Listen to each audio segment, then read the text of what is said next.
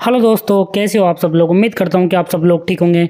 और दोस्तों आज फिर एक नए वीडियो में स्वागत है। हम काफ़ी टाइम से देख रहे हैं सोलर पैनल के स्पेसिफिकेशन, बट दोस्तों हमने कभी समझे नहीं है। बस ये देख लेते हैं स्पेसिफिकेशन कि VOC ISC हम देख लेते हैं कि हमारे इन्वर्टर से मैच हो रही है नहीं हो रही है। बट आज इन सब कॉन्सेप्ट को मैं क्लियर करने वाला हूँ। सोलर पैनल खरीदने से पहले आपको ये सब चीज़ें पता होनी चाहिए। देखिए Pmax, VMP, IMP, VOC, ISC, NOCT और फिल फैक्टर, यहाँ पे FF लिखा होता है हमारे सोलर पैनल के पीछे। तो इन सब का हम मतलब समझेंगे और कौन से पैरामीटर क्या होने चाहिए जिससे कि हमें बेस्ट से बेस्ट पैनल मिल सके। तो आइए स्टार्ट करते हैं वीडियो को। देखिए फ्रेंड्स, सबसे पहले हम बात कर लेते हैं जो एक सेल होता है लगभग 0.5 वोल्ट देता है, और जो हमारे 36 सेल होते हैं लगभग 18 वोल्ट देते हैं, जो कि हमारी बैटरी को इजीली चार्ज कर पाते हैं। अगर 72 सेल की हम बात करें तो 72 सेल 36 वोल्टेज देते हैं, जिससे कि 24 वोल्ट का पैनल है, उसमें 72 सेल होते हैं, जिससे कि हमारी डबल बैटरी आराम से चार्ज हो पाए 24 वोल्ट की। यदि हम बात करें कि जो हमारी VOC और ISC क्या होती है, देखिए VOC होता है अगर हमारे सोलर पैनल के जो दोनों टर्मिनल है उसके अक्रॉस हमने कोई भी लोड नहीं लगा रखा है, हम डायरेक्ट मल्टीमीटर से मेजर करेंगे तो जो हमारे सोलर पैनल जो वोल्टेज दिखाएगा बिना लोड के, वो होता है उसका VOC, उसको बोलते हैं ओपन सर्किट वोल्टेज। अगर हम शॉर्ट सर्किट करंट की बात करें तो यदि फ्रेंड हमारा जो सोलर पैनल है उसके अक्रॉस हम कोई भी लोड नहीं लगाएंगे, दोनों जो सोलर पैनल के टर्मिनल है उनको शॉर्ट सर्किट कर देंगे और उसका करंट जो मेजर करेंगे वो आता है शॉर्ट सर्किट करंट। और फ्रेंड इन दोनों को मल्टीप्लाई करने पर जो पावर आती है वो होती है थ्योरेटिकल पावर। ये पावर हमें कभी मिलती नहीं है, जैसे अगर PTA होती है थ्योरेटिकल पावर, जो हमें कभी मिलती नहीं है, VOC और ISC को मल्टीप्लाई करने पर आती है। और इससे क्या पता चलता है कि आपके पैनल की क्वालिटी कैसी है, मतलब कितना ज़्यादा शॉर्ट सर्किट करंट दे रहा है और कितना ज़्यादा VOC दे रहा है। इससे आपके पैनल की क्वालिटी का आपको पता चलता है। देखिए जो थ्योरेटिकल पावर होती है ये बताती है आपके पैनल की क्वालिटी को।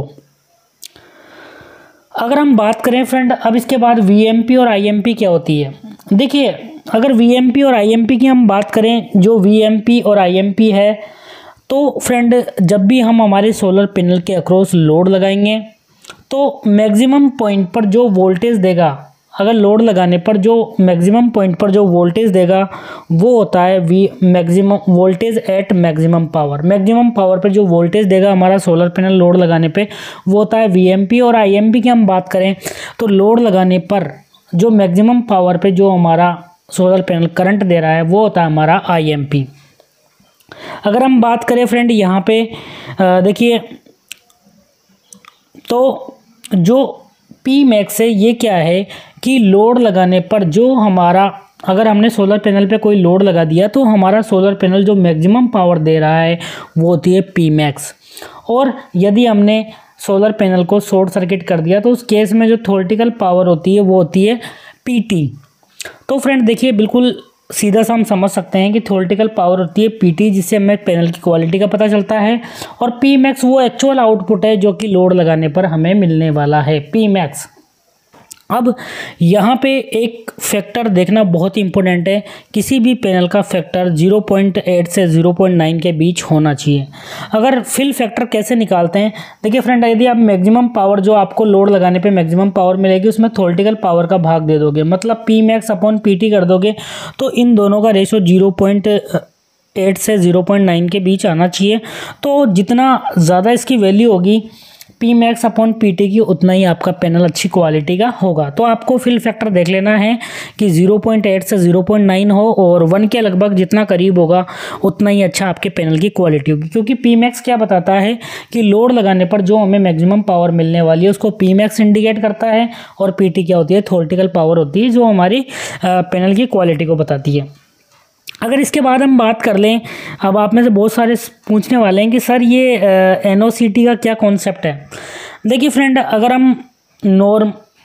हम आइडियल कंडीशन पे बात करें, जो हमारे पैनल है हमारे पास टेस्ट होके आता है, टेस्टिंग रिपोर्ट भी आती होगी आपके पास, वो STC पे आती है, स्टैंडर्ड टेम्परेचर कंडीशन पे आती है। वहाँ पे हम 25 डिग्री सेंटीग्रेड टेम्परेचर पे वो जो हमारा पैनल के पीछे स्पेसिफिकेशन लगे होते हैं वो स्टैंडर्ड कंडीशन पे सारे स्पेसिफिकेशन पावर सब कुछ स्टैंडर्ड कंडीशन पे मेज़र किए जाते हैं सारे पैरामीटर। अगर स्टैंडर्ड कंडीशन की हम बात करें तो 25 डिग्री सेंटीग्रेड, विंड स्पीड की बात करें 1 मिली सेकेंड, और सोलर इरेडिएशन की बात करें 1000 watt per metre square. But friend normally कहीं भी आइडियल कंडीशन होती ही नहीं है। जैसे हम राजस्थान की बात कर लें तो फ्रेंड यहाँ पे टेम्परेचर जाता है 42, 43, 50 डिग्री सेंटीग्रेड तक जाता है। तो जैसे ही क्या होगा, अगर प्रैक्टिकल कंडीशन में हम पैनल को लगा देंगे टेम्परेचर पर, तो फ्रेंड जैसे ही क्या होगा, टेम्परेचर बढ़ेगा, हमारे पैनल का जो मैक्सिमम पावर आउटपुट है वो कम हो जाएगा, वीओसी कम हो जाएगी हमारे पैनल की। देखा भी होगा आप लोगों ने कि दिन के समय बहुत सारे जो पैनल है उनका पावर आउटपुट कम हो जाता है। तो देखिए हमें कौन सा पैनल खरीदना चाहिए जिसकी NOCT, जो हमारे सेल का नॉर्मली ऑपरेटिंग टेम्परेचर है, वो ज़्यादा से ज़्यादा हो, जिससे कि हमारे पैनल की इफिशियंसी कम से, जो हमारा पैनल का मैक्सिमम पावर आउटपुट है वो कम से कम डिक्रीज हो टेम्परेचर इंक्रीज होने के साथ। तो फ्रेंड आपको ऐसा पैनल लेना है जिसकी NOCT ज़्यादा से ज़्यादा हो।